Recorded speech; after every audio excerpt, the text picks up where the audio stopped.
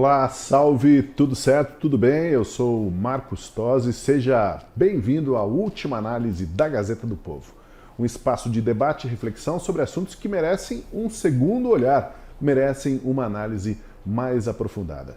E hoje com a gente, aqui no estúdio, nós temos o Francisco Escorcim. Tudo bem, Escorcim? Tudo bem, Tosi. Tudo certo.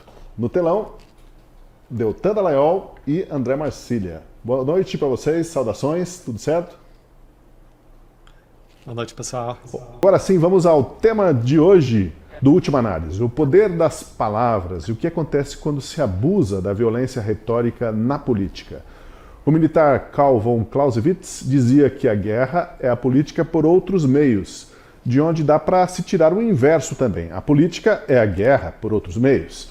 E que meios seriam esses? A retórica, a discussão, o debate, as palavras.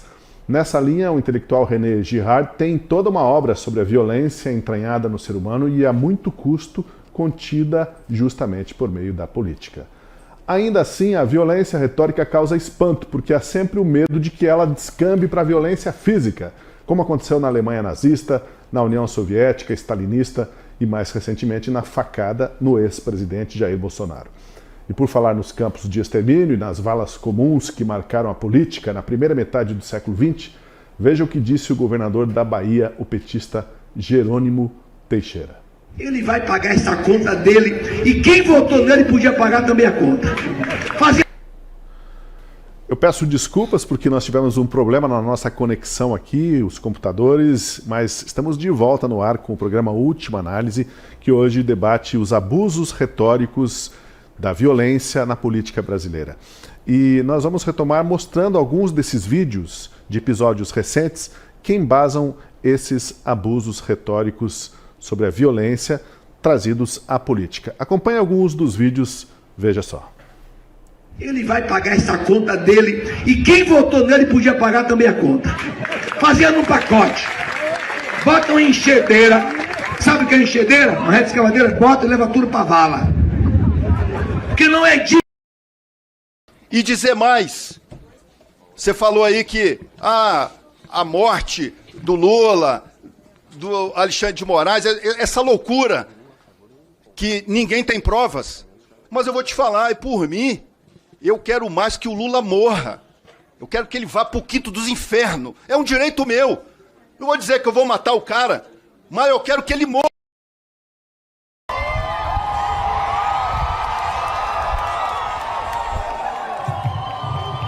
Vamos fuzilar a petralhada aqui do Acre! Quando o morcego doa sangue e o saci cruzar as pernas, só quando o morcego... Está aí o desfile de abusos retóricos de todos os lados da política, né?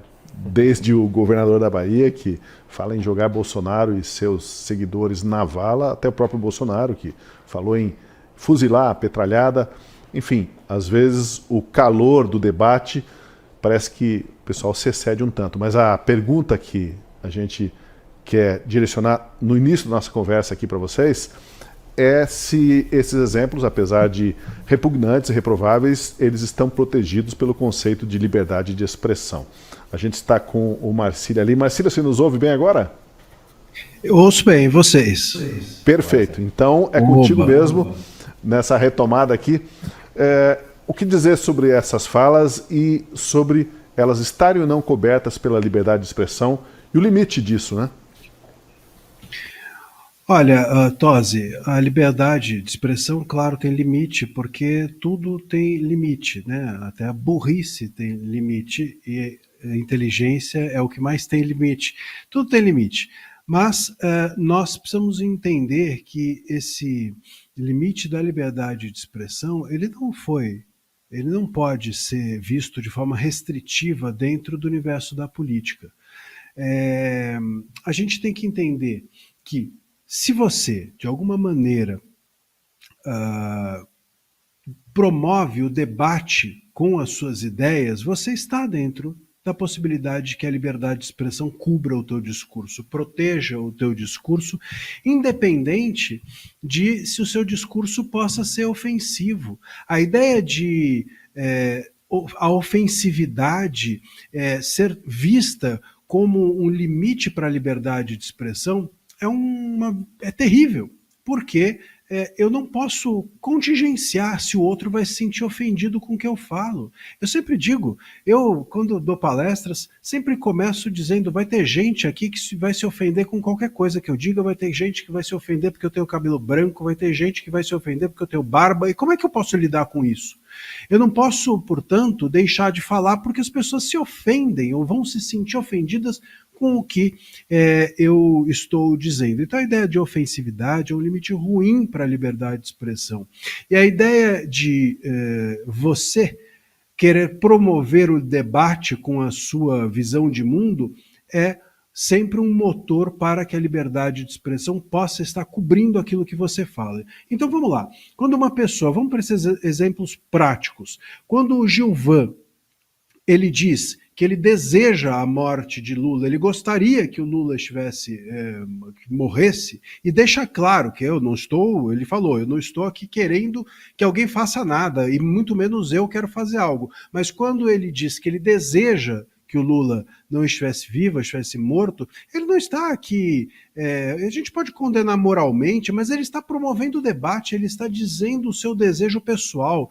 Se o meu desejo pessoal ofende alguém, bom, e o problema é do alguém, eu preciso poder ter a possibilidade de expressar o meu desejo. A mesma coisa em relação a esse Jerônimo aí que disse de levar para a vala. Eu não vejo isso como um crime de liberdade de expressão ou qualquer coisa do gênero, porque ele não está fazendo ninguém ir para a vala, ele não está convidando ninguém a colocar o outro na vala, e ele não está promovendo ou incitando. Falaram, isso é incitação ao ódio, ou à violência, ou ao crime. Não, não é incitação. Incitação ao crime, sabe o que é? É você chegar para o outro e falar assim, fulano de tal, pegue aquele cano e faça tal crime contra o fulano ali, que está do seu lado. Isso é incitar. Pela palavra você promove a possibilidade concreta de que alguém cometa um crime. Ele não fez isso.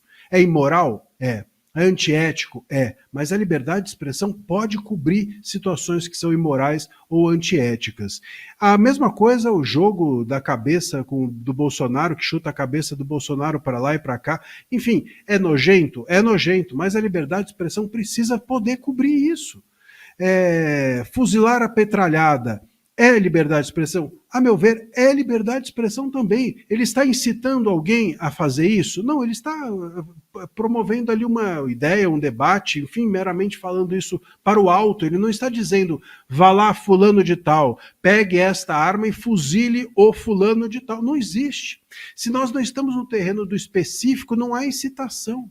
E se nós estamos no terreno do debate, um fala de em cima de um caminhão de som, dentro de um contexto de debate, se o outro fala dentro de um comício, dentro de um contexto de debate, se outro fala do palanque ou da tribuna da Câmara, como no caso do Gilvan, e assim por diante, nós estamos sim no terreno do debate, a meu ver, e portanto não estamos violando o limite da liberdade de expressão. E eu fico muito preocupado, porque é o seguinte, se a gente olhar agora mais politicamente, não juridicamente, quem hoje, há 6 anos, desde o início dos inquéritos das fake news, quem tem sido punido por utilizar o discurso é sempre a direita. Sempre a direita. A esquerda faz o discurso que quer e tudo bem. A direita faz um discurso e é punida. Então a direita querer que a esquerda, ou pedir para os tribunais punirem a esquerda, é armar o revólver que vai se voltar contra você.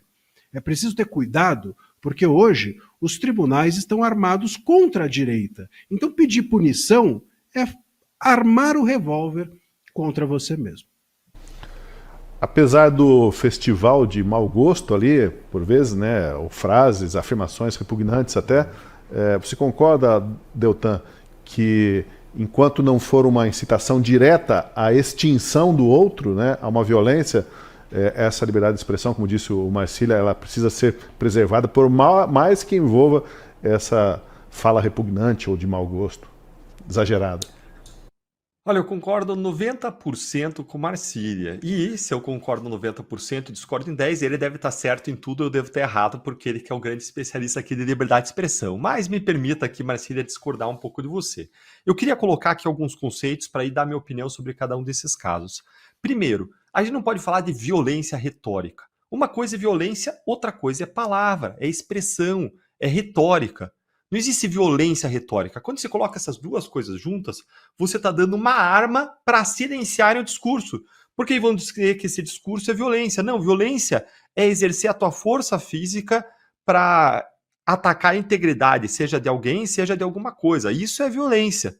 Retórica, palavras podem machucar os ouvidos, desagradar alguém, mas elas não exercem força física sobre ninguém. Essa distinção é muito importante. Então, eu não gosto, não vou usar essa expressão que violência é retórica.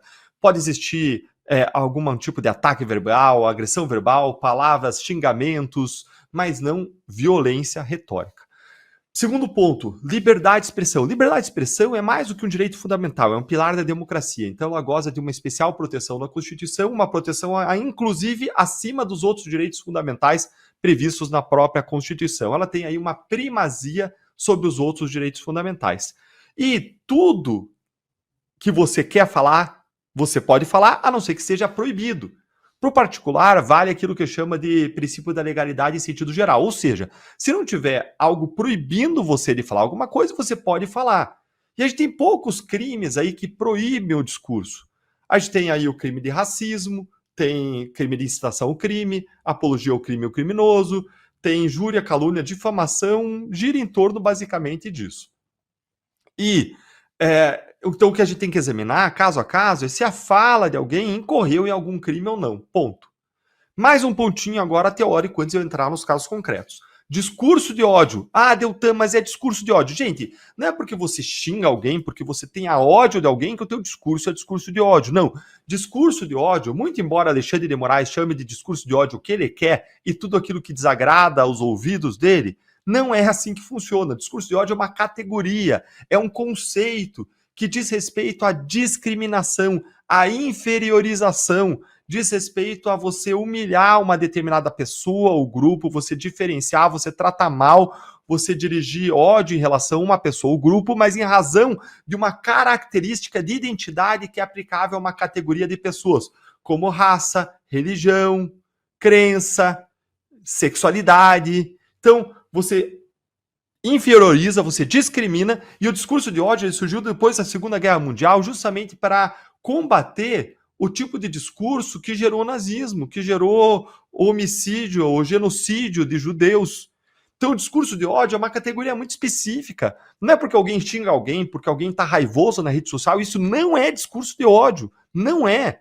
Se for crime, é um crime de injúria, calúnia, difamação, o que for, mas discurso de ódio não é. A gente tem uma categoria criminalizada de discurso de ódio no Brasil, que é a categoria de racismo. Fora disso, o discurso é proibido, é permitido. Fora do racismo, que é criminalizado, o discurso é permitido. Ah, mas é discurso de ódio. Mas se não é crime, é permitido você falar no Brasil.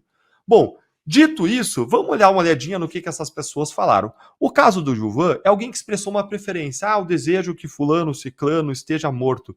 Isso você pode avaliar moralmente, vai ser uma avaliação própria, mas eu não estou falando aqui de moral, não estou falando de preferências pessoais, estou falando aqui da lei. Se você pode ou não legalmente falar isso. E é lícito, é legítimo você expressar desejos pessoais, não tem nada de errado no que ele fez. Errado seria ele incitar o crime por parte de alguém, mas não, ele expressou uma preferência.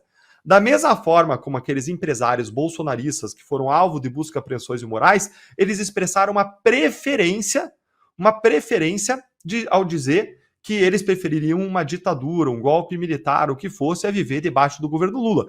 Eles expressaram uma preferência, e por isso, desde o primeiro momento, quando eu comentei esse caso, eu falei, esse caso não é crime. Não importa o que eu quero, o que eu não quero, o que eu gosto, o que eu não gosto, a questão é, isso está previsto na lei ou não como crime? Não está.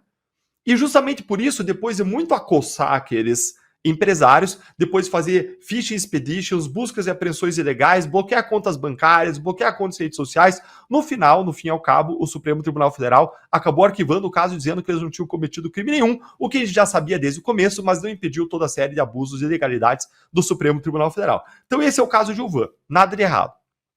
Vamos para o caso Bolsonaro. E aqui o contexto importa para ele diferenciar do caso Jerônimo. E aí vem a minha discordância com Marcília, respeitosa e deferencial. Caso Bolsonaro, você tem que entender o contexto da frase. Ele disse, vamos metralhar os petralhas no contexto de uma campanha eleitoral. Todo mundo interpretou isso, inclusive pessoas aí intelectualmente honestas à esquerda, dizendo que essa era uma fala que queria dizer vamos derrotar eleitoralmente essas pessoas. E não vamos metralhar fisicamente essas pessoas. Não era uma incitação.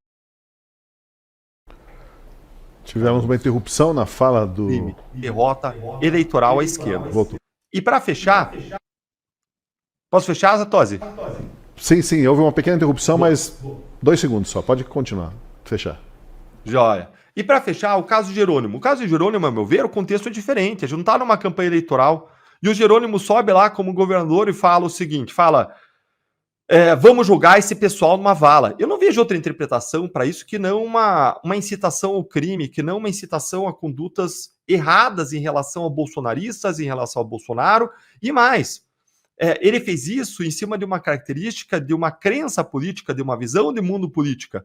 Isso que eu vou falar agora é discutível. Tem gente que diz que características de crenças políticas podem ou não, podem gerar, você pode interpretar que isso é um discurso de ódio. Tem gente que fala não, que é só crença, religião, sexualidade e crença política não gera discurso de ódio. Mas, a meu ver, gera sim discurso de ódio, mas mais do que isso. Isso se enquadra na lei como incitação ao crime. Ele está falando, vamos jogar essas pessoas na vala, joga essas pessoas na vala.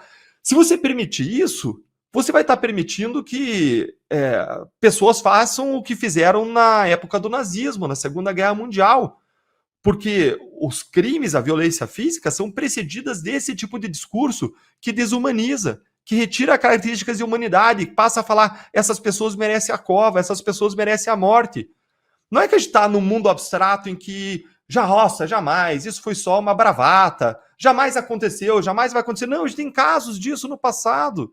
A gente tem não só os casos do nazismo, a gente tem também os Tutsis versus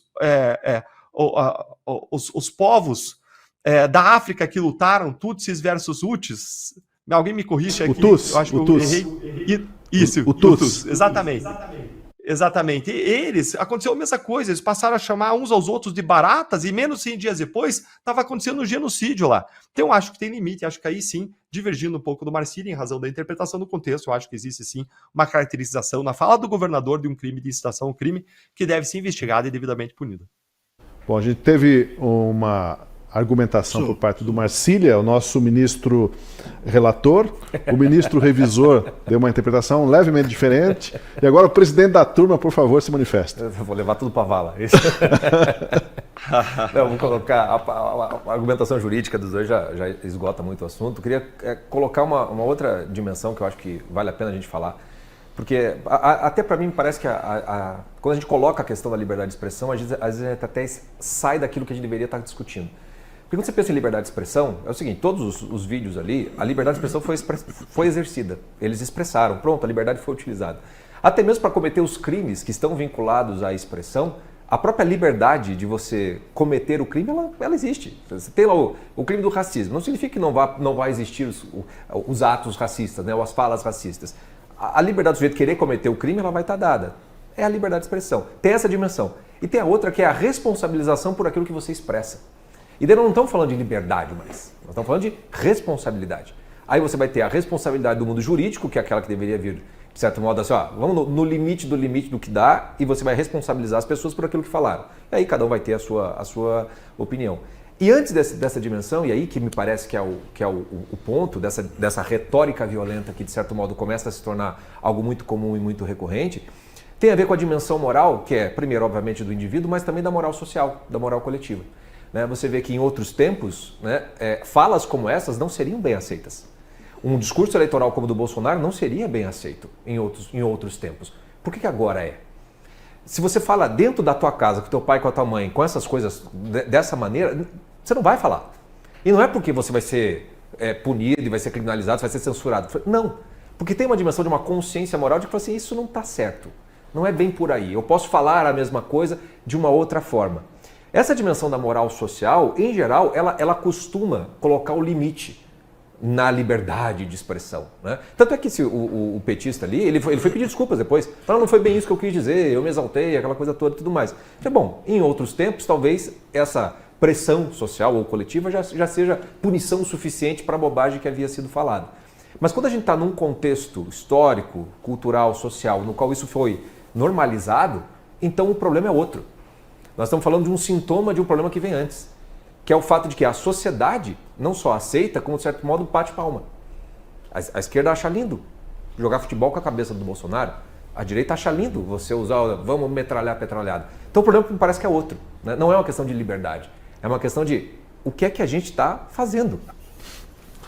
Olha, até que ponto os ataques virulentos desumanizam o adversário político e contribuem para a radicalização da militância, né? Esse discurso do nós contra eles, quando exacerbado demais, pode levar essa retórica a descambar para violência física. E eu sei que o Marcília quer fazer um contraponto ali, Marcília, então começo com você e até para você ter o direito de argumentar um pouco mais aí do teu ponto de vista. Resposta. Isso. Eu quero o VAR. Chama o VAR. Não, eu queria, eu entendo, queria um pouco na linha do Deltan, só dar uma cutucada de volta, respeitosa. Como diz como é que Fux falou? É uma dissidência, mas não é uma divergência, não é? Enfim, eu só não tenho o mesmo topete aqui do Fux, mas eu posso colocar e vir amanhã. Enfim, o fato é o seguinte, a gente até esqueci o que eu ia falar, mas vamos lá, agora vou ficar sério aqui e me recuperar. O ponto, Deltan, eu entendo. Não era isso não.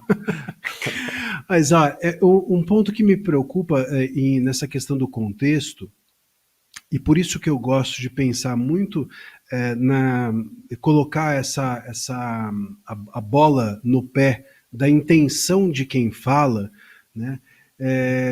Muito mais do que no contexto, porque o contexto ele carrega os crimes contra a honra ou incitação, o que for, para a subjetividade da interpretação judicial. E aí é complicado, porque o que é crime ou o que não é crime do discurso vai depender da interpretação judicial, e isso... Bom, esse contexto vale, aquele contexto não vale, esse contexto é bom, aquele contexto não é, qual contexto é melhor?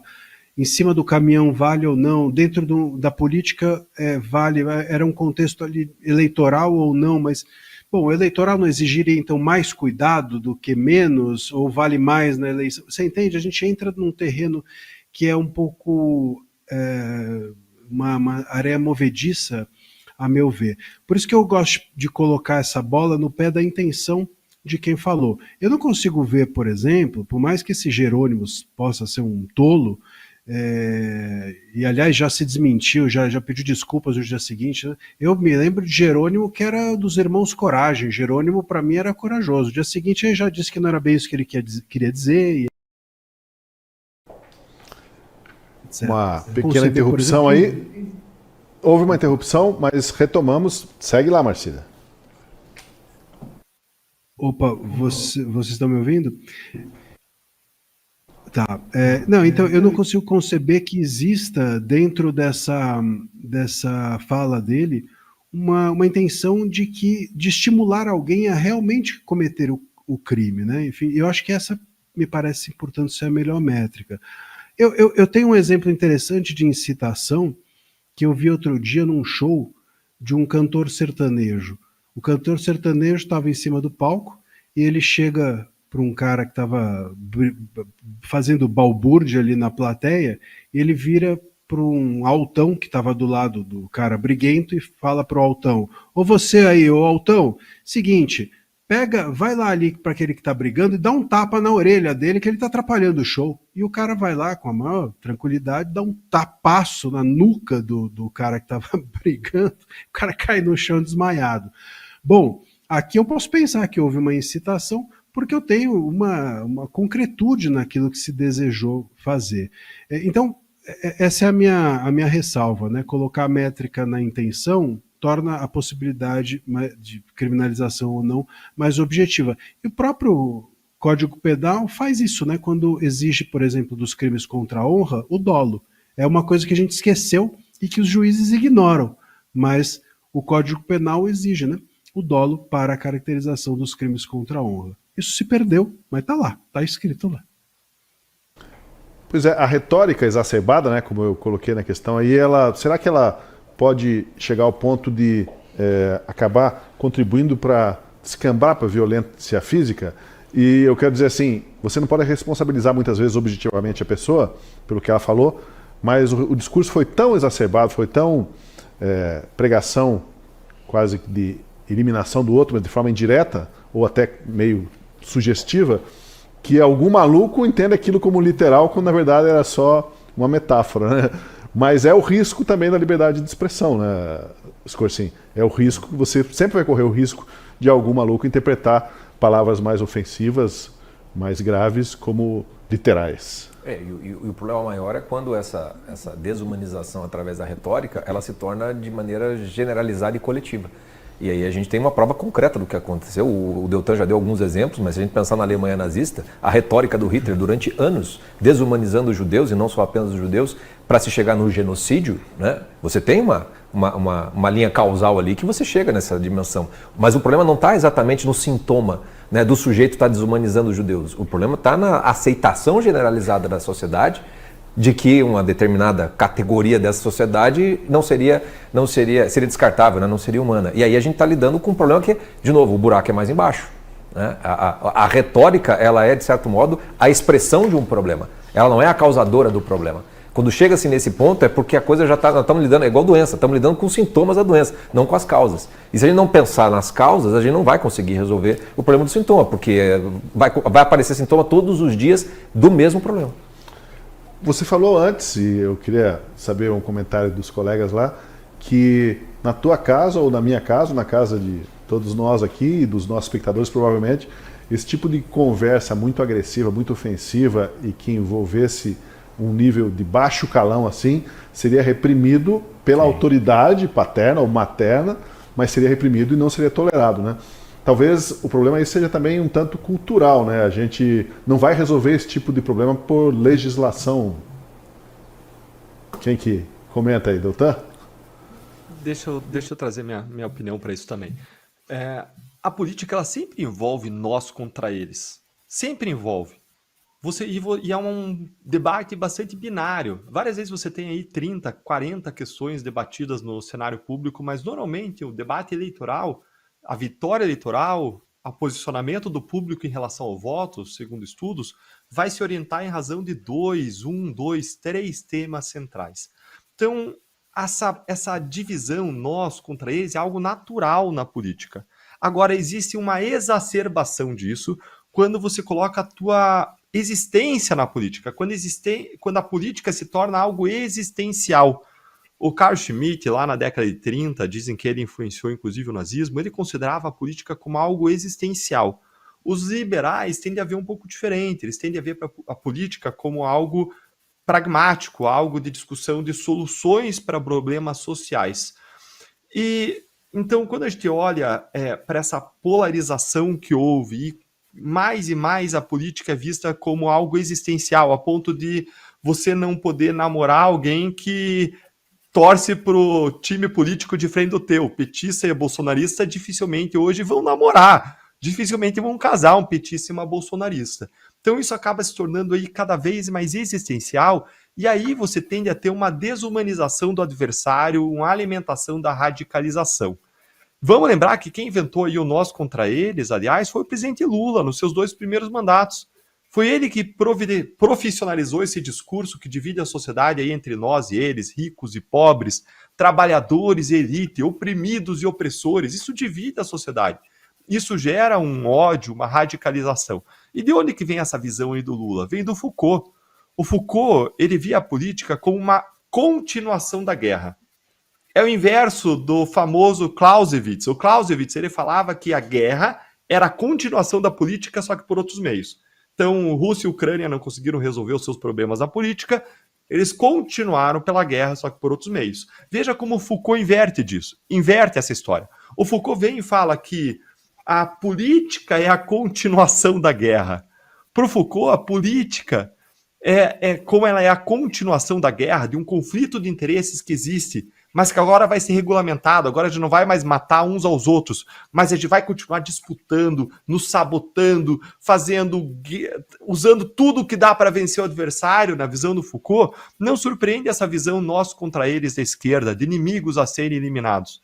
Quando eu olho para a fala do governador Jerônimo, essa fala horrorosa sobre mandar Bolsonaro e seus eleitores para a vala, eu vejo ele seguir o manual de retórica do PT, que o próprio Lula escreveu com base no Foucault, um protagonista aí da escola de Frankfurt, né?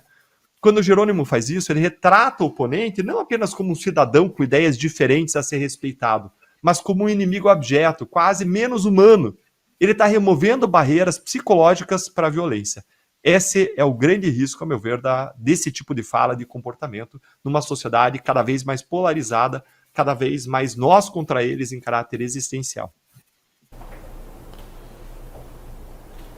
Bom, o Marcília comentou aqui já que parece que não tem uma simetria, né, entre o tratamento que é dado ou a maneira como os veículos de comunicação até reagem, cobrem a retórica violenta quando ela vem da direita e quando vem da esquerda. Será que existe mesmo esse duplo padrão na maneira como a sociedade e a imprensa tratam a violência retórica, esse discurso, esse palavreado violento, quando vem de um ou do outro lado do espectro político? Sempre tem uma grita, né? Mas a grita é maior ou repercute mais, parece, tem repercutido mais quando a retórica violenta vem da direita. Você tem essa impressão, Scorsese? Ah, mas com toda certeza. Eu acho até, se eu não me falha a memória, a própria Gazeta fez um apanhado, eu não vou lembrar se é tão recente assim, de quantas vezes algo muito semelhante teria sido dito por algum político de esquerda, ou por algum um MST da vida, por exemplo, uma atitude, e que não foi tratado da mesma maneira como aconteceu com os da direita. Eu me lembro, por exemplo, daquele deputado do PT, Valdir Damos, acho que era, não me lembro o nome dele, que em 2018 ele textualmente falou assim, o STF tem que ser fechado. Ele literalmente falou isso, né? Bota essa frase no Eduardo Bolsonaro, por exemplo. Já estava sendo preso, entendeu? Então você tem, obviamente que você tem esse duplo padrão, isso não é a olhos vistos, né? Só que você tem um problema que é de ordem institucional, né? Quando a gente olha para, entre aspas, violência retórica, digamos, da direita e da esquerda, nas redes sociais, no dia a dia, aí acho até difícil de você fazer uma avaliação, porque eu acho que também há um mimetismo muito grande de um com o outro. Tá? Eu não sei o quanto que a retórica de um não inflama do outro e vice-versa. A gente fica naqueles sinais trocados, às vezes, aquilo que é absurdo, porque foi a esquerda que fez, quando é a direita você aceita, quando é o inverso você aceita. Acaba sendo parecido com aquilo que acontece muito com os humoristas, né? Não é a piada que importa, é qual é o humorista que fez a piada, porque se for o humorista que está marcado, aí não é aceito. E é claro que isso é um dos pontos que leva a esses sintomas, justamente a exacerbação dessa violência retórica, porque todo mundo está percebendo. Todo mundo está percebendo essas hipocrisias, essas contradições, essas manipulações, o que aumenta precisamente a raiva, né, que se sente com relação a isso. Então me parece que quanto mais eles tentam conter essa suposta retórica violenta que leva ao atentado à democracia, etc. e tal, mais eles a estão alimentando, porque nada disso parece honesto quando eles fazem. E isso está muito na história recente, na memória recente dos brasileiros, né? Se a gente levar para as manifestações em Brasília, aquelas que descambaram para a violência, para a depredação, para a invasão do Congresso, recentemente ocorreram essas depredações por parte de militância de esquerda, de movimentos sociais, tacaram fogo em prédios e ministérios. Então o brasileiro, de certa forma, tem essa memória recente e percebe que, o que aconteceu agora é que esse pessoal do 8 de janeiro, a partir deles não se tolera mais nada. Por isso que o apelo da anistia, né, o apelo da anistia ainda repercute muito entre brasileiros que talvez não se identifiquem nem como esquerda nem direita, mas vem injustiça, né? Exato. Tratamento desigual. É por isso mesmo que eles têm tanta dificuldade de convencer a sociedade que houve um golpe de Estado, um atentado democrático. Porque assim, nós estamos há quantos anos que foi normalizado o MST fazer o que faz? Aí de repente agora não pode? A mesma coisa? Não faz sentido, né? Faltou o pessoal do 8 de janeiro levar umas foices e uns martelos lá, né? Vamos seguir aqui. Como que, eu coloco para vocês agora, como que o uso sistemático da linguagem bélica, né? Fala assim, guerra cultural, luta de classes, a ideia de destruir ou aniquilar o outro num debate que ocorre também, como que isso, de certa forma, molda a percepção pública sobre o confronto, né, na arena política? Essa ideia bélica de confronto, de guerra mesmo, ela faz parte também de todo o mise-en-scène aí, né? Não adianta que isso não vai mudar. Não vamos nos transformar em lords britânicos de um dia para o outro. É isso aí, Tosi. Tosi, tem várias críticas contra o uso desse tipo de linguagem bélica na política. No campo da ética comportamental, por exemplo, tem alguns estudos que sugerem que o uso desse tipo de linguagem pode, inclusive, incentivar uma mentalidade de que os fins justificam os meios e de que linhas morais podem ser ultrapassadas em nome de um objetivo maior. Contudo, eu acho que esse não é o ponto, esse não é o problema, porque a maioria das palavras, elas não têm um sentido negativo intrínseco nelas mesmas. O significado sempre é dado pelo contexto, pelas intenções das pessoas e pelas interações sociais. No Partido Novo, por exemplo, de que eu faço parte, a gente costuma chamar os filiados de um time de guerreiros, que vai para a batalha contra abusos judiciais, contra os privilégios, contra a corrupção. O que a Lava Jato fazia, nos anos em que foi autorizada a trabalhar, né, até o Supremo destruir a operação, era chamado de combate à corrupção, nós chamávamos assim. Palavras como luta, combate, guerra, guerreiros, soldados, não têm necessariamente uma conotação negativa. Isso vai ser dado pela forma como cada um emprega essas palavras. E se o objetivo final de quem as usa é bom, ruim, positivo, negativo. Tem um escritor americano, o Steven Pressfield, ele tem um livro chamado O Espírito do Guerreiro, que eu já deixo aí como a minha dica de leitura de hoje, que é uma obra filosófica em que ele explica a essência do código de honra do guerreiro, seja das civilizações antigas, como Grécia e Roma, seja dos tempos atuais.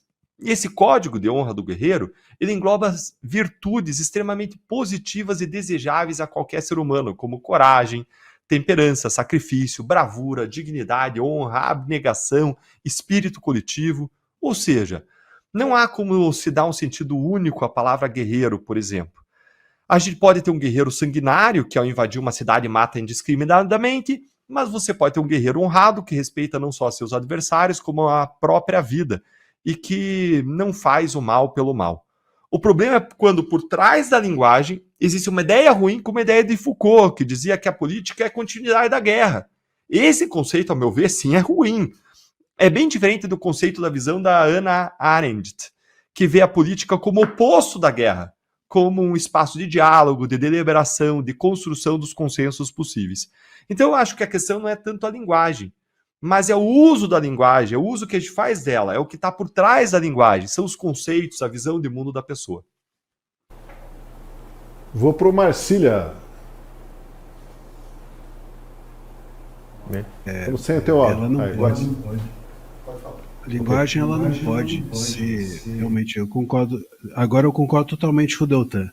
A linguagem ela não pode ser de forma alguma a vilã, né? A vilã da história. A gente precisa entender também que muitas vezes é pela linguagem ruim que se chega à linguagem boa, né? É pela madeira bruta que a gente chega à escultura, é pela pedra áspera que a gente chega à arte, à obra de arte bela. Então, é também pela linguagem ruim ou pela discussão incivilizada, para usar um termo que inclusive o Lewandowski outro dia erradamente disse que a liberdade de expressão parlamentar serviria para conversas civilizadas. Ele está errado, porque para conversa civilizada não precisa de proteção nenhuma. Ninguém precisa ser protegido por ser civilizado. Você precisa de proteção justamente para ser incivilizado na sua fala. Então, é pela fala ruim, é pela fala incivilizada, é pelas palavras ásperas que muitas vezes você chega às belas, que muitas vezes você chega ao melhor resultado. Vamos pensar aqui, já que eu estou nesse terreno da arte, vamos fazer outras analogias. Quem nunca ouviu já compositores dizerem que chegam às suas letras, as letras bonitas, começando a construir letras que eles próprios chamam de letras monstro, ou seja, letras que não dizem nada, às vezes contêm palavrões, são uma mera forma de fixar a melodia por meio da fala, e em algum momento aquilo vai se transformando pela sonoridade ou por um fiapo de sentido em algo que que vira uma obra de arte. Claro, não dá para esperar isso do parlamento, não dá para esperar isso da vida pública e política do Brasil, mas é só um exemplo de como não necessariamente o que começa mal termina mal, não necessariamente aquilo que vai por um lado às vezes supostamente ofensivo, vai acabar numa ofensa no final. Às vezes um debate que começa com xingamento termina numa solução importante. E é por isso que é muito perigoso a gente caminhar em terrenos que punem a palavra, ou punem meramente como se existissem palavras ruins. Hoje a gente teve aí, por exemplo, o Gilvan, que é o mesmo que a gente comentou que falou do Lula e que desejava a morte dele, foi punido por usar palavras de baixo calão contra a Glaze. E essa punição, a meu ver, ficou totalmente errada. A gente tem o artigo 53 da Constituição falando quaisquer palavras de parlamentares são invioláveis. Como é que o próprio parlamento relativiza quaisquer invioláveis e depois reclama que o STF faz isso? Então, a gente está aqui num terreno que é não, essa áspera. Mas qual é o limite, então, entre o não áspero e o bom para que você possa riscar o chão e não se tornar sensório, não limitar a possibilidade de que pela aspereza você chegue a algo melhor. Então a gente precisa entender que muitas vezes o trabalho do parlamento, assim como da mídia, assim como da escola, da educação, muitas vezes o caminho é tortuoso para se chegar a alguma coisa, aí sim, civilizada. Muitas vezes é uma guerra que vai resultar na paz, pela palavra também. Se você quiser a paz logo de cara e não permitir a guerra pela palavra, você vai acabar estando jogado na mão de um tirano que vai te dizer, isso aqui é paz e você só pode usar isso. Posso colocar um ponto que eu acho importante também, que a gente fala sobre a responsabilidade do emissor do discurso, né? do político que usa esses termos bélicos para se referir. Mas também tem o outro lado que é o do receptor.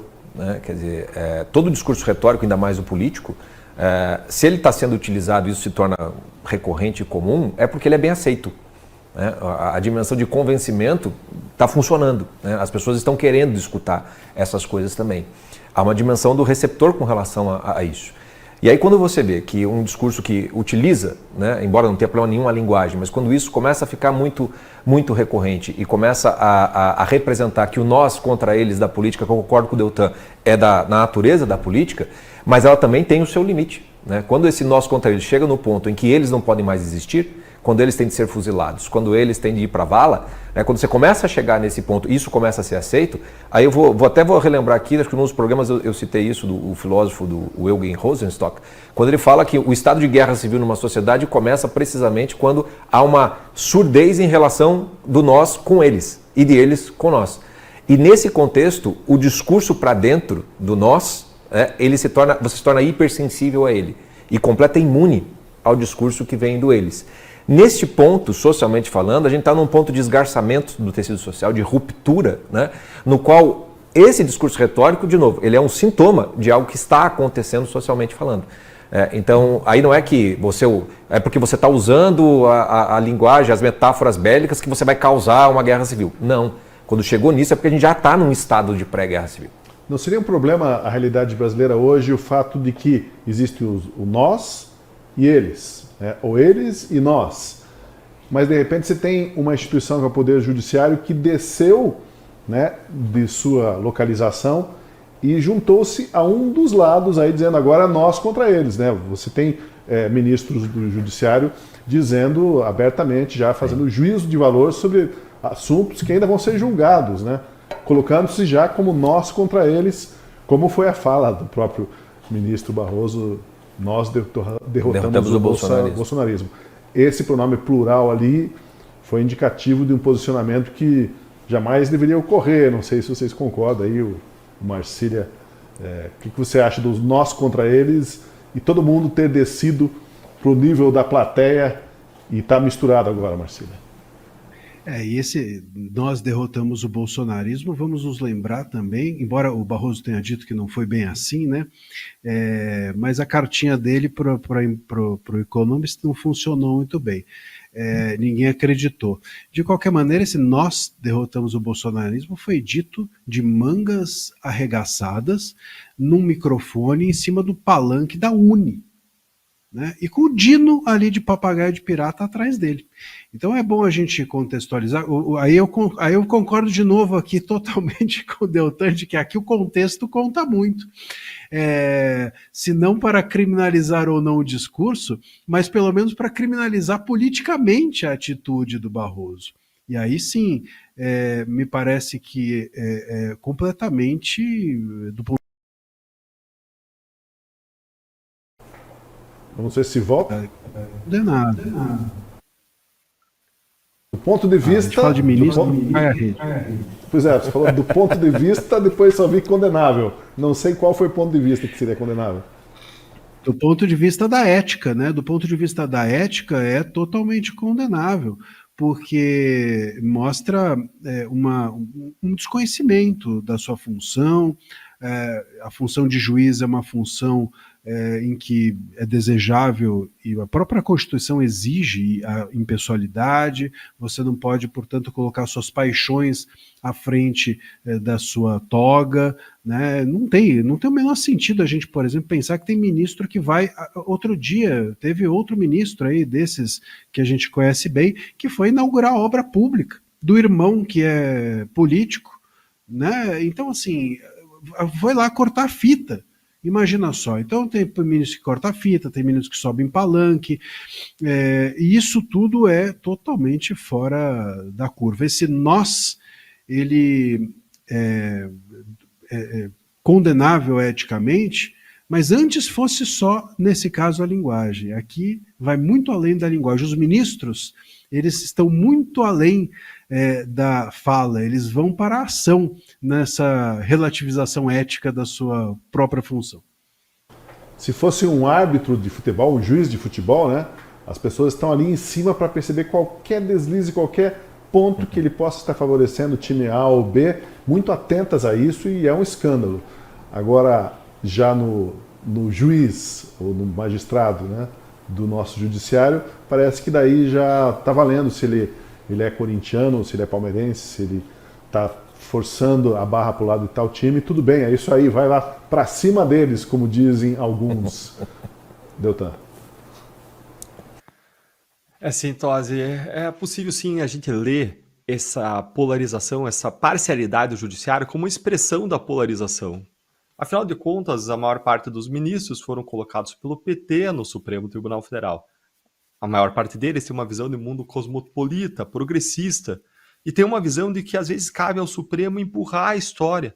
E isso torna justificável, na percepção subjetiva deles, que eles passem por cima da Constituição, passem por cima do Congresso Nacional, passem por cima da sociedade brasileira, para estabelecer e impor as suas próprias visões de mundo sobre toda a sociedade, como se a sociedade precisasse ser tutelada de forma paternalista rumo a um futuro civilizado.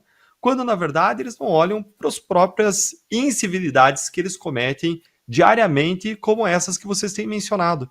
Então, existe sim um ambiente que torna mais propícia um ambiente de nós contra eles, que torna mais propícia que a pessoa que está lá dentro do Supremo Tribunal Federal caia para um lado e para o outro, mas isso jamais deve ser usado para justificar ou para relativizar o erro e o equívoco individual, o erro moral e o erro legal que é um ministro violar os seus deveres de impessoalidade, de imparcialidade e passar a tomar parte num processo, seja para censurar pessoas de uma visão diferente, seja para mandar desmonetizar uma revista usando a sua criatividade, seja pré-selecionando alvos, como a gente viu no escurinho das mensagens de WhatsApp que vieram à tona naquele escândalo do Vaza Toga recentemente, seja dizendo vencemos o bolsonarismo, seja dizendo foi por nossa conta que a Lava Jato foi derrotada e o Lula chegou ao poder, seja dizendo que nós estamos em lua de mel com a STF, com a presidente, com o governo Lula, existe uma lua de mel entre STF e governo Lula,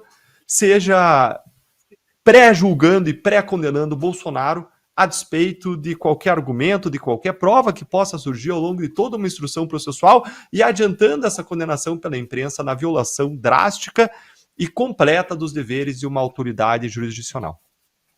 Se fosse o jogo de futebol, então, como eu disse, já estaria o jogo começando 3-0 para o time dessa turma. Não tem jogo, né? Não tem Não jogo. tem jogo. Marcília. E você sabe que você falou de jogo, é interessante. Eu me lembrei que a gente falava, eu não sei se ainda se fala, eu nunca mais fui em jogo de futebol, mas depois de velho a gente não tem vontade de ir. A gente começa a querer jogo de bocha, essas coisas, tênis, squash, futebol a gente já perde. Mas eu me lembro que a gente falava até roubado quando o juiz dava um pênalti duvidoso, a gente falava, roubado é mais gostoso, ganhar roubado é mais gostoso. Né? Então até tinha essa coisa do nós e eles, era incrível. E você sabe que eu uma vez vi um juiz, não vou citar nome, mas um árbitro, né? Não juiz, porque tem essa diferença, o juiz é judiciário, né? Árbitro é de futebol. Eu vi um árbitro dizendo que, daqueles árbitros raízes lá dos anos 90, e ele contando que, enfim, começavam a perturbar ele e tal, e quando um jogador de um time ficava muito enchendo o saco em cima dele, ele quando saía a bola para a lateral, falava assim, vai lá, pega que a bola que é nossa, para perturbar o adversário, o próprio juiz, é nossa, e é lateral para nós. Então, isso é quase folclórico, né? Tem uma coisa folclórica no futebol, mas fora do esporte, isso passa a ser sério, né? Muito sério, porque esses juízes ou essas pessoas todas estão ali representando, de alguma maneira, indiretamente, o Estado. E o Estado não tem nós e não tem eles. O Estado são todos. Não, e nem todos. E deixa eu complementar que isso tudo que a gente está falando, isso pode influenciar, sim, o comportamento das pessoas, dos magistrados, das vossas excelências, as suas excelências, os ministros do Supremo, mas não quer dizer que tenha que ser assim. A gente olha vários exemplos históricos que podem nos inspirar a fazer diferente.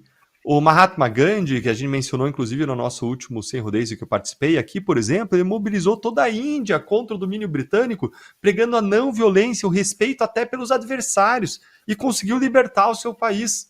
Quando a gente olha para Martin Luther King Jr., ele inspirou multidões à luta pelos direitos civis dos Estados Unidos com um discurso firme, cheio de indignação contra a injustiça, mas sem jamais desumanizar a outra raça, os seus adversários, aqueles que se opunham, e ressaltando que muitas vezes existiam muitos, como ele chamava, irmãos brancos que apoiavam a causa.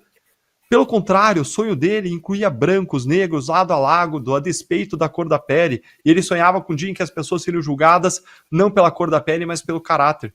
O Nelson Mandela uniu a África do Sul em torno da reconciliação, quando ele podia ter insuflado vingança contra uma minoria opressora. Esses exemplos, eles mostram que é possível canalizar a revolta popular de uma forma justa, mirando nos sistemas injustos, nas ideias equivocadas, mas sem converter aí o grupo contrário em monstros. E a gente tem exemplo também no Brasil. A campanha das diretas já dos anos 80 levou milhões de brasileiros às ruas, chamando pela democracia, cantando hino nacional, empunhando faixas com mensagens e amor ao Brasil, sem pregar ódio contra um grupo específico, apenas pedindo o fim pacífico de um regime autoritário.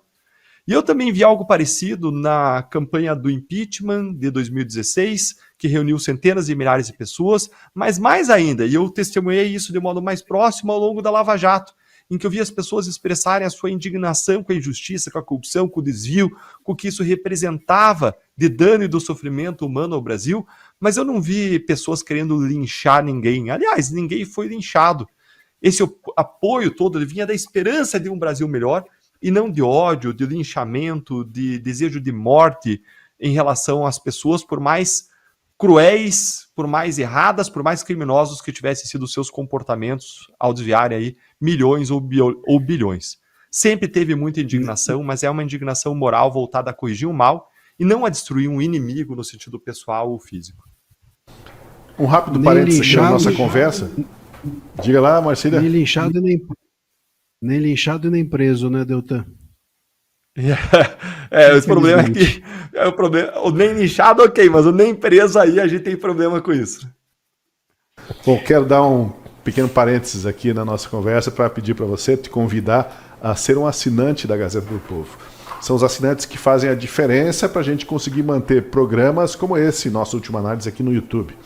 Assinando a Gazeta agora, pelos links que você encontra na descrição, no chat, no QR Code da tela, você paga apenas R$ 1,90 nos 6 primeiros meses. R$ 1,90 nos 6 primeiros meses.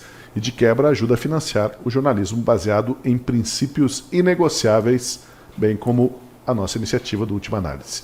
Além disso, a Gazeta do Povo tem o melhor time de colunistas do país e oferece cursos e e-books exclusivos para sua formação intelectual.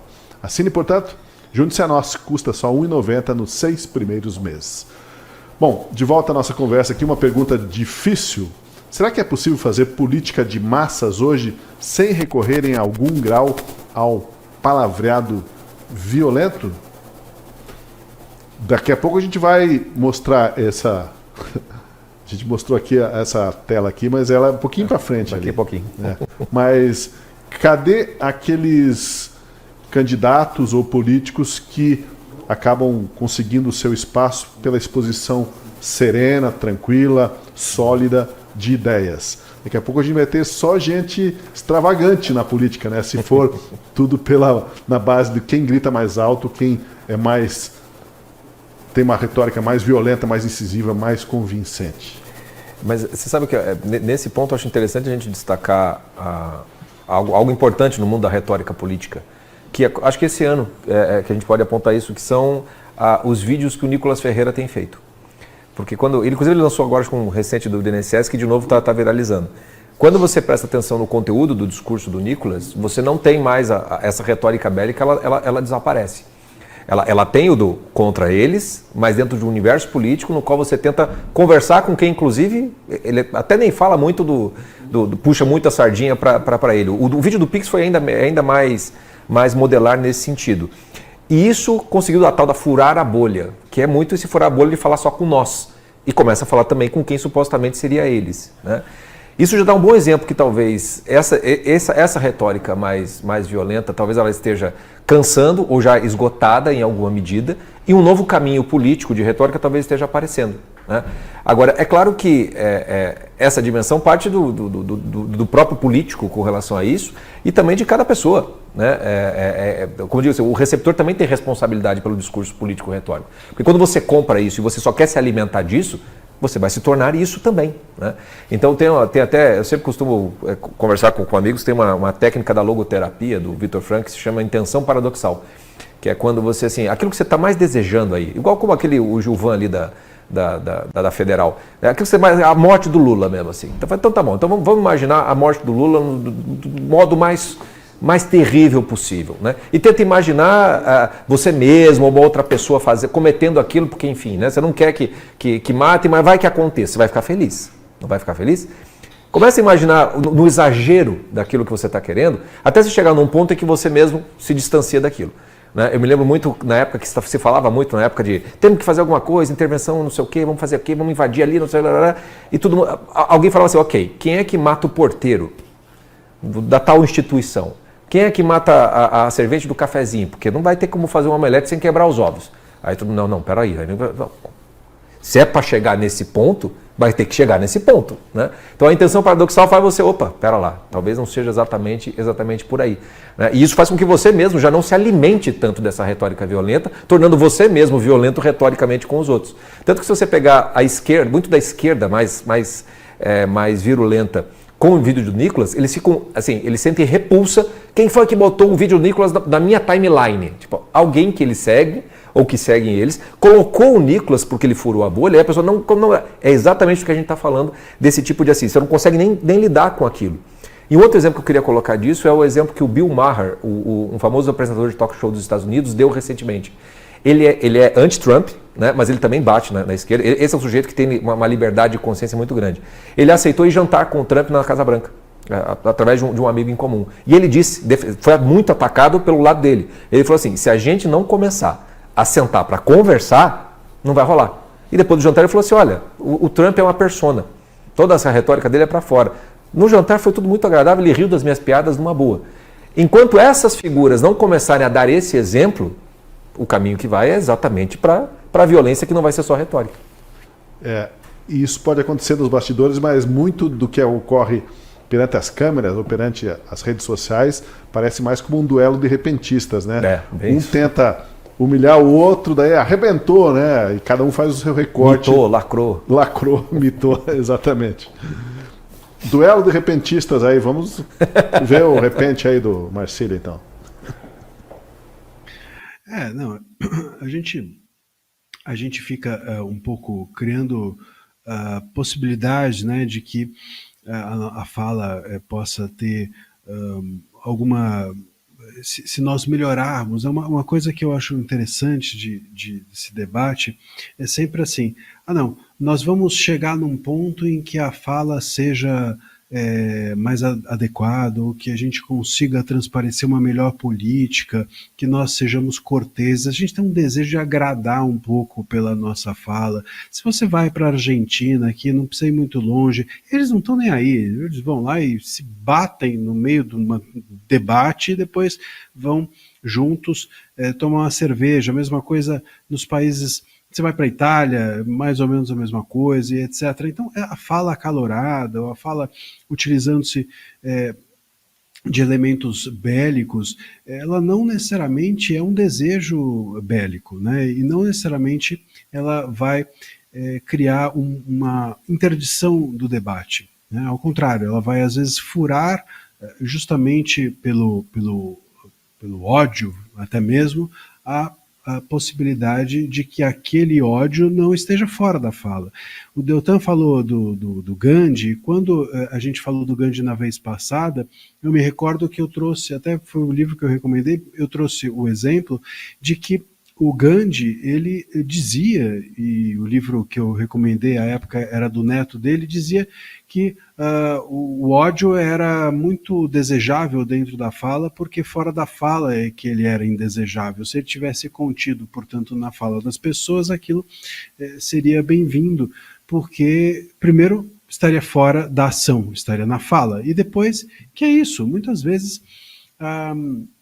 falas virulentas podem acabar em algo melhor. Então, a gente também tem um pouco uma visão de que, repito, que a gente precisa agradar, de que a gente vai ser civilizado se a gente tiver uma aparência de civilidade. E isso não tem nada a ver.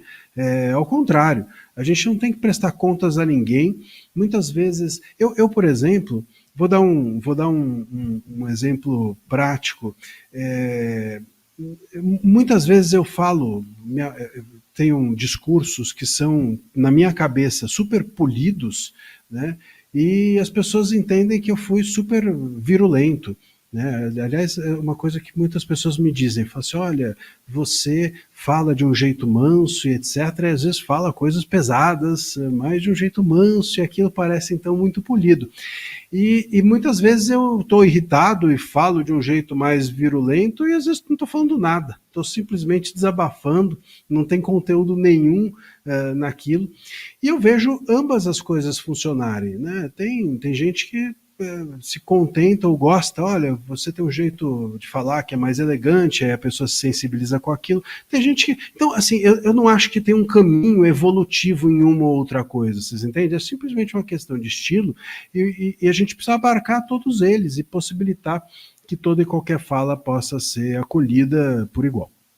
Não dá para pasteurizar o debate, né, Marcílio? Acho que esse é o ponto. Pasteurizar o debate cria-se uma situação política que a gente teve anos recentes no Brasil, em que todo mundo enxergava os políticos como hipócritas, porque eles falavam bonitinho, falavam com educação, com cordialidade, aquele lero-lero, e não diziam nada. Ao final das contas, estavam só enganando as pessoas, né? Muito pasteurizar também não dá, porque quando brigam as comadres, aparecem as verdades, e isso... de vez em quando, é importante também, né? Eu vou mostrar agora uma imagem aqui, mas não se preocupe, nós aplicamos um efeito para evitar a sensação natural de repugnância que ela poderia provocar. Nós não cometeremos essa violência visual. Essa imagem faz parte da discussão toda sobre violência retórica na política, mas é consequência de uma violência que ultrapassou o campo da retórica, a facada no ex-presidente Jair Bolsonaro. Aí está a imagem pixelada dos intestinos, das vísceras, entranhas, tripas do ex-presidente Jair Bolsonaro. Eu quero ouvir a opinião de vocês agora sobre essa publicação dele, que rendeu alguns textos aqui na Gazeta do Povo. No primeiro deles, o colunista Paulo Pozonov Jr. pergunta por que Bolsonaro exibiu as vísceras nas redes sociais? No outro texto, intitulado As Tripas do Mito, o significado do martírio de Bolsonaro e suas consequências políticas, Eduardo Matos de Alencar responde ao Pozonov e argumenta que tudo faz parte da construção da figura de um Marte. Qual que é a opinião de vocês? Como é que essa imagem se insere na discussão aqui sobre a violência retórica? Scorsin. Amigo, vale muito a pena ler ambos, porque eles se complementam mais do que se opõem os textos. O Eduardo, ele faz uma análise dessa foto dentro de uma construção de um símbolo, né? De um Marte, no qual, dentro da construção do mito, né, do Bolsonaro, e que quanto mais o perseguirem, de certo modo, mais vai fazer crescer o mito, né? Algo nesse sentido. E o Paulo já faz a pergunta da intenção do por que isso, e até no final ele fala a questão, bom, tudo isso já virou meio que meme, já estamos rindo dessas coisas, já fica melhor assim. Eu até vou entrar nessa discussão na minha coluna dessa semana, porque eu acho interessante de se compreender, por exemplo, o que é um meme, né? Porque o meme, o pessoal entende meme só como piada, como uma coisa jocosa, né? Mas o meme não é isso, né? O meme ele é literalmente uma unidade muito simples que transmite algo, né? Ele vem a origem do meme é do Richard Dawkins, um livro dele de 76, que ele faz uma analogia com a genética. O que o gene é para a genética, o meme seria para a memória, né? Então, quer dizer, é um elementozinho que se espalha. E aí é interessante de você pensar o meme dentro desse contexto simbólico, porque o meme ele tem uma dinâmica em que você não tem controle. Ou seja, toda a intenção que você tem ao criar um meme, ele pode se transformar em algo muito diverso, porque o meme, quando ele viraliza, ele pode se mutacionar. Então aquilo que parecia uma belíssima ideia de um meme, pode se transformar em algo muito mais terrível. E tem N exemplos desse tipo de efeito rebote que acontece, né? E aí é interessante de notar, assim, é capaz esse meme de fato se transformar num símbolo ou não, né? E aí eu penso a respeito disso, né, do quanto isso pode se tornar ou não. E tem algo que é da própria rede social, né, da própria estrutura da rede social. A forma como você chama atenção na rede social é cada vez mais escandalosa. Se você não traz o escândalo, a pessoa não presta atenção em você. Quanto mais escandaloso, mais você tem. E não tem ninguém que saiba lidar melhor com rede social do que a turma que está ali por trás do Jair Bolsonaro e ele mesmo. Sabe como fazer o escândalo para chamar a atenção para si, né? Acontece que, também pela própria dinâmica da rede social, de escândalo em escândalo você vai ficando anestesiado. Então aquilo que pode repugnância e certo nojo não dura 72 horas. E não é 72 horas do vamos esperar para ver o que vai acontecer. Não, as coisas são esquecíveis. Então a própria grande significado, quem é que está falando das vísceras do Bolsonaro já hoje? Já não, quase ninguém. Então às vezes o próprio efeito que parece que está sendo um negócio gigantesco, no mundo que está correndo hoje em dia, tudo se torna esquecível com muita rapidez. E talvez as pessoas até estejam dizendo, nem me mostre esse negócio, nem me né? mostre. A gente mostrou ali devidamente pixelado. O Marcília vai fazer o comentário dele e já vai sair, porque tem compromisso agora. Marcília, então, peço duas coisas para você. Comenta as entranhas e dá alguma dica para nós cultural aí. Uma receita de... Olha, sobre essa questão dessa imagem, eu confesso que eu não entendi qual foi a grande estratégia com isso, porque, enfim, eu não sei se isso pega como um símbolo de mártir ou qualquer coisa do gênero. Ao contrário, eu acho que as pessoas têm... Quem poderia se sensibilizar com essa imagem já está sensibilizado com o Bolsonaro por outras razões. E quem não se sensibilize, talvez até duvide da facada dele, tem gente duvidando disso, óbvio, e até hoje a gente vê, essa pessoa vai olhar e falar assim, mas e não era ele, aposto que era um boneco, enfim. Então assim, eu não sei a que serve isso de verdade. Às vezes é mais um desabafo do que algo pensado. A gente fica aqui muito, às vezes, tentando... É que nem interpretar poema, né? Eu tinha um professor que ele falava que às vezes a interpretação do poema é mais bonito que o próprio poema, né? O cara não quis dizer nada daquilo e a interpretação que é bonita. Acaba sendo bela a função do crítico e não a do poeta. Eu acho que é meio por aí. Do ponto de vista jurídico, eu acho que isso não pode ser limitado, não há um limite para a liberdade de expressão nesse sentido. Pode ser considerado de mau gosto, ou qualquer coisa assim, mas o gosto, ele não rege a liberdade de expressão, né? Ainda bem, né? O gosto de uns não é o gosto de outros, e por isso que a coletividade não pode ser baseada por uma visão individualizada ou pessoal.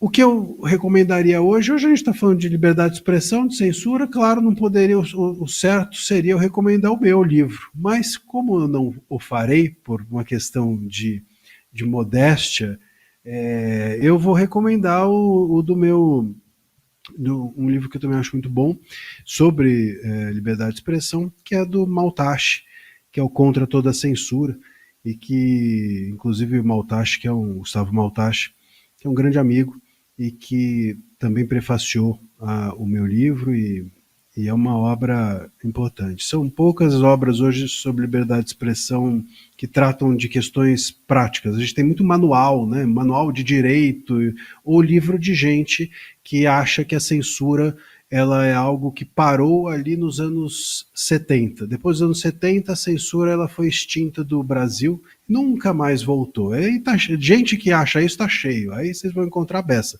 Mas fujam desses livros, leiam esses que a gente está recomendando aqui. Obrigado, Marcília. Vai lá que já estão buzinando por você. Desce lá para atender o teu próximo compromisso. E a gente segue aqui mais uns minutinhos e já vamos encerrar também. Deltan Dallagnol, até mais.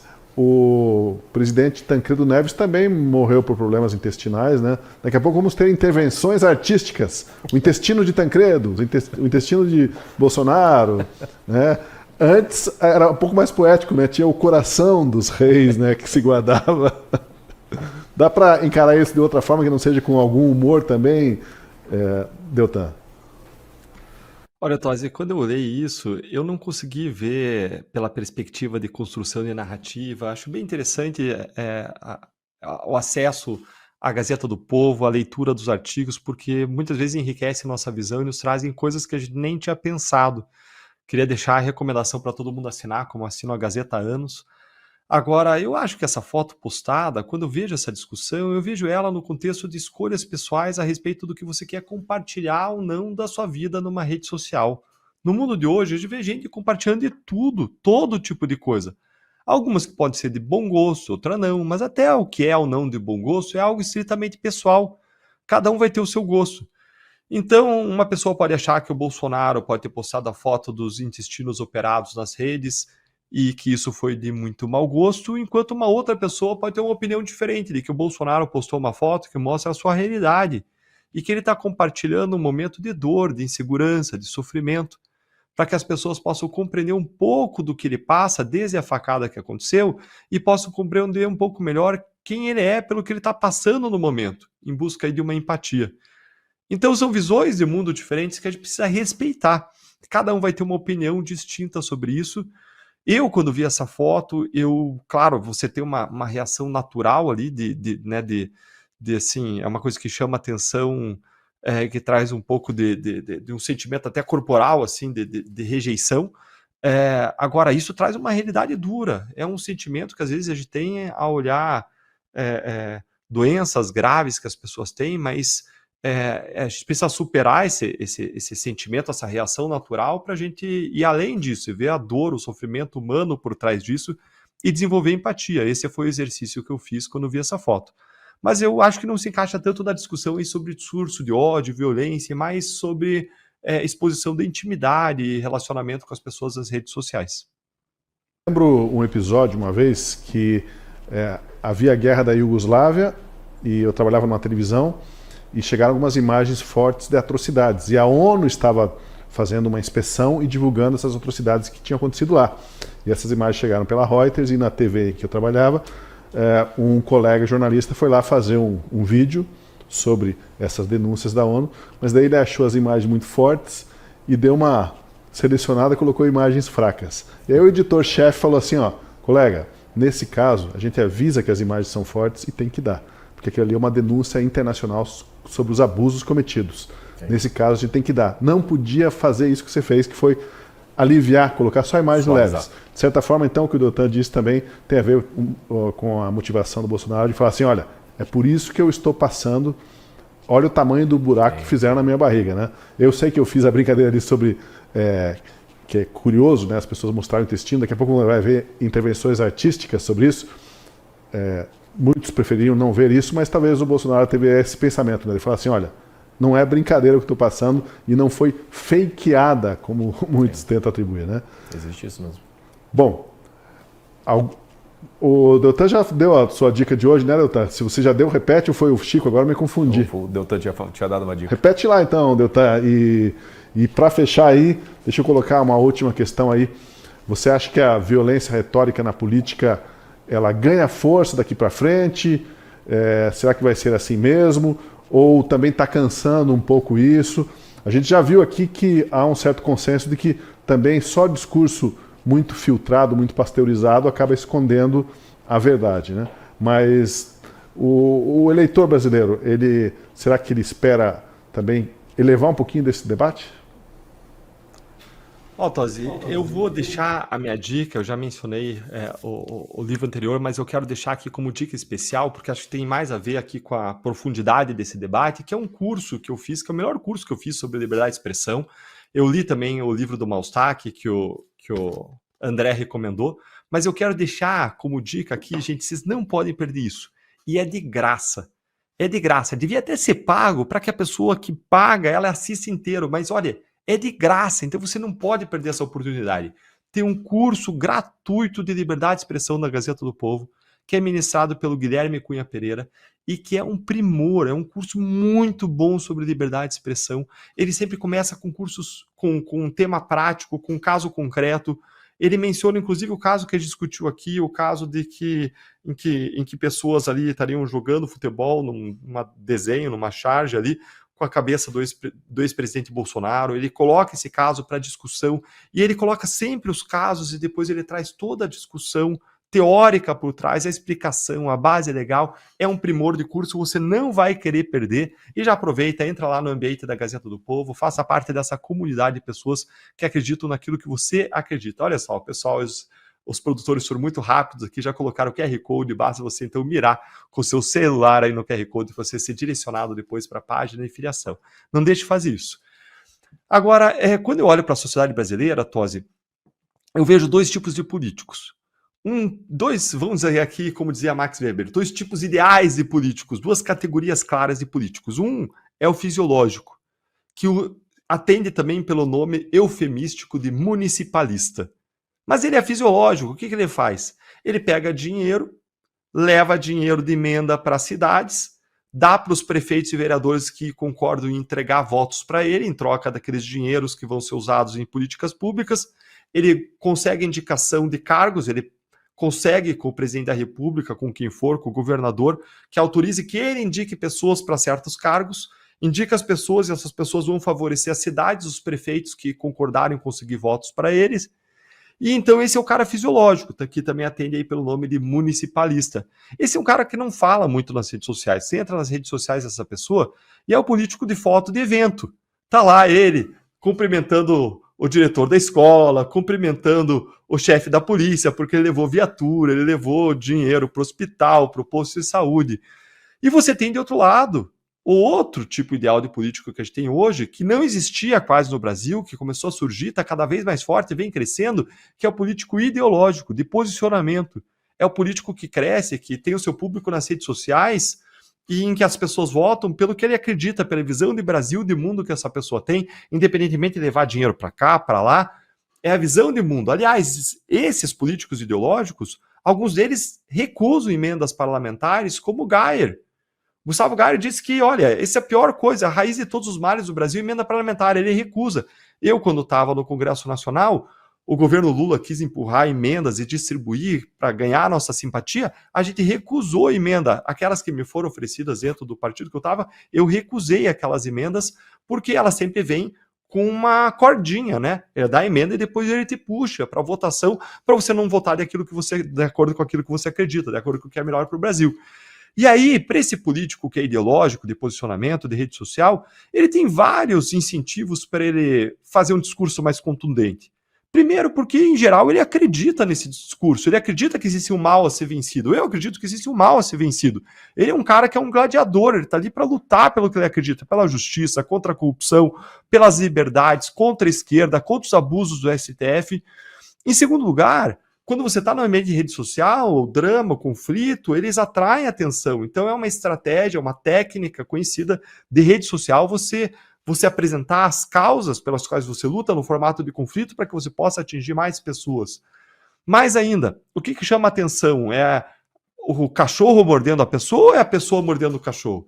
Claro que a pessoa mordendo o cachorro, isso vira notícia. Então, quando você aumenta o tom, isso se torna mais chamativo. E mais, existe um efeito catarse de você ver ali a pessoa que te representa na rede social detonando o cara que fez coisa errada, o cara de quem você discorda, o cara que abusa, que pratica abusos. Então eu não vejo um incentivo hoje, um ambiente favorável para que esse debate, esse nós contra eles diminua. E acho que é até saudável existir esse nós contra eles até o limite daquilo que é moral e legal, que você não pode extrapolar o limite da liberdade de expressão e praticar um crime, calúnia, injúria, difamação, racismo, incitação ao crime, como a gente viu ali o governador da Bahia fazer, o Jerônimo. Então, é importante ser firme, mas sem ultrapassar a linha, não só legal, mas moral também. E aí não é uma questão de recompensa, porque recompensa você teria até para ultrapassar a linha. Aí é uma questão de valor. Recompensa você teria a ultrapassar a linha porque você vai ter mais views, mais likes, mais polêmica, mais gente seguindo, mas é uma questão de valores, você não passa porque é a coisa certa a fazer. E aí você pode dizer assim, não, mas o mundo está cansando, o Brasil vai cansar dessa polarização. Gente, duvido, D-U-V-I-D-O, duvido. Tem gente, aliás, que hoje vê um realinhamento da polarização política mundial do cenário global que marcou as últimas décadas no mundo, sobre o eixo que antes era direita contra esquerda. Muitos intelectuais hoje estão vendo um novo eixo. E esse eixo é entre líderes democráticos e, de outro lado, líderes populistas, até líderes populistas autoritários, entre democracia liberal e democracia iliberal. E quando a gente olha para o que está acontecendo na Geórgia, na Tunísia, na Hungria, na Turquia, em muitos outros lugares, o que há aí são líderes populistas dominando o cenário político, e esse populismo tem várias características. Eu tinha pensado até em falar para vocês 6 características, mas em homenagem à brevidade, vou destacar apenas aqui a que nos interessa, que é exatamente essa característica do nós contra eles. O populista ele busca uma moralização do discurso, existe ainda uma concentração do foco no líder, tem um discurso anti-establishment, e várias dessas coisas são saudáveis. Anti-establishment no Brasil tem que ter mesmo, tem um sistema podre lá dominando o Brasil. Várias dessas coisas são saudáveis, mas algumas coisas que têm um pendor autoritário, essas coisas teriam que ser retiradas. Mais ainda, esse líder populista ele tem uma proximidade com o povo, e começa a complicar quando você entra no fato de que tem um discurso nós contra eles, mas de caráter existencial, não só o nós contra eles que eu mencionei, que eu acho saudável, mas o nós contra eles do tipo, a gente não vai conversar, eu odeio você é o meu inimigo, eu vou te extirpar. E a política ela passa a ter nessa visão populista, em grande medida, uma visão moralizadora, carregada de simbolismo, o que pode entrar aí alguns perigos por essa porta, e também aí, agora sim, na visão populista, ela é muito antipluralista, o que isso também é perigoso. Mas, para ficar naquilo que nos toca, aqui ela tem essa visão nós contra eles. Então, eu não vejo nesse cenário mundial de emergência de líderes populistas, que é um fenômeno recente e crescente, eu não vejo diminuir esse fenômeno digamos assim, de um discurso agressivo de lado a lado. O que não pode acontecer, e a gente não tem que combater discurso agressivo. O povo que escolhe o que lhe agrada mais. O que a gente tem que combater é discurso ilegal e discurso imoral. Essa é a minha visão. Agora, o que eu vejo é assim que tem essa visão populista crescente e que, conectada com ela cada vez mais, tem aí um nós contra eles existencial e até talvez antipluralista em muitos casos, o que aí tende a ser iliberal, que aí a gente discorda, uma democracia iliberal que não garante as liberdades, os direitos, e olhando para essa onda mundial, é algo que eu creio que deva se intensificar aí ao longo dos próximos anos. O Deltan colocou aqui o nós contra eles, agora que praticamente esquentou, né? Porque até então havia quase que um discurso hegemônico, mas a esquerda progressista, e de repente o pessoal de direita começou a ter seu espaço, os conservadores começaram a se manifestar. Então, na verdade, estaremos quase que no começo desse embate, né? E deve se prolongar. Sim. Talvez o que canse um pouco o eleitor, às vezes, são as figuras, então, né? Os políticos que estão aí há há décadas, repetindo o mesmo discurso. É outro tipo de cansaço, né? É algo novo, né? E é mundial o fenômeno, né? Não é brasileiro, né? Se você pegar as medidas que o Trump, por exemplo, que são disruptivas, o que você vê, o que aconteceu na Inglaterra agora com a votação nas eleições que são municipais, vamos dizer assim, né? Do Reform UK, que está crescendo de uma maneira que está quebrando a polarização antiga que tinha lá dos conservadores com os trabalhistas. Você está tendo uma nova readequação, né? Então, acho que nisso eu concordo com o Deltan, quer dizer, não está cansando nem esgotando, porque é algo novo se movimentando, então essa retórica vai continuar, né? Agora, é claro que o esgarçamento, né? Até pela dinâmica das redes sociais, é óbvio que ela cansa também, né? Então eu não sei o quanto as pessoas estão cansadas ou não estão cansadas, mas aí eu volto para aquela responsabilidade do receptor. Se o receptor não dá mais ouvidos para isso, naturalmente o emissor vai mudar o discurso. Vai tentar chamar a atenção de outra forma, porque ele percebe que isso não chama atenção. Enquanto chamar atenção, é do jogo, a pessoa vai usar, né, vai aumentar o tom, vai usar a retórica. E aí, né? você colocou antes que criou um espaço, abriu um interregno ali para personalidades ou para discursos como foi o do Nicolas, como tem sido, Exato. Ele pega uma linha argumentativa difícil de rebater, expõe os argumentos e aquilo viraliza porque a pessoa fala assim, não é porque ele xingou Beltrano, Ciclano, mas porque ele esclareceu um ponto de uma forma que ninguém tinha me explicado. Outra forma de se comunicar. Então, eu não sei o quanto as pessoas estão cansando, não. Eu sei que eu estou cansado. Eu sei que eu cansei. Então, eu, por exemplo, não dou audiência. Eu realmente não dou audiência. E até a minha dica de hoje tem justamente a ver com quem está cansado também. Que é um livro best-seller, que é O Sol é para Todos, da Harper Lee, que tem um filme também, que é muito bom também, não é tão bom como o livro, mas é muito bom também. E esse é um tipo de, eu sempre digo assim, esse é um tipo de remedinho para a gente poder começar a fazer esses movimentos de nós contra eles. Ok, vamos ter as nossas divergências, mas não a ponto de a gente querer eliminar o eles, né? Para achar que nós é que estamos com a bola toda cheia. Então fica essa minha dica. Tá aí a dica.